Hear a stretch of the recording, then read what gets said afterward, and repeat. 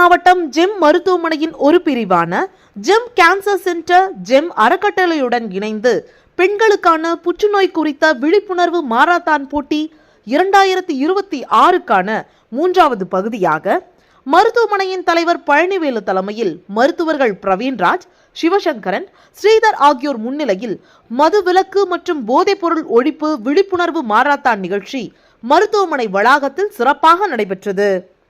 இந்நிகழ்ச்சியின் சிறப்பு விருந்தினர்களாக நகர காவல்துறை ஆணையாளர் என் கண்ணன், தெற்கு தொகுதி எம்எல்ஏ வானதி ஸ்ரீனிவாசன் ஆகியோர் கலந்து கொண்டு நிகழ்ச்சியை துவக்கி வைத்தனர்.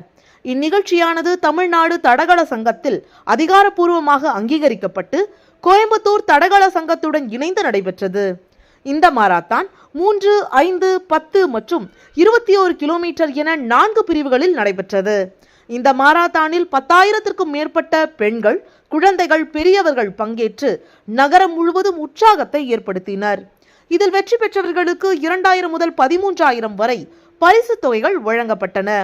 மாரத்தான் போட்டி ஜெம் மருத்துவமனை வளாகத்தில் துவங்கி அதே இடத்தில் நிறைவடைந்தது. 3 கிலோமீட்டர் போட்டி புலியகுளம் கார்மல் கார்டன் நிர்மலா கல்லூரி வழியாக நடைபெற்றது.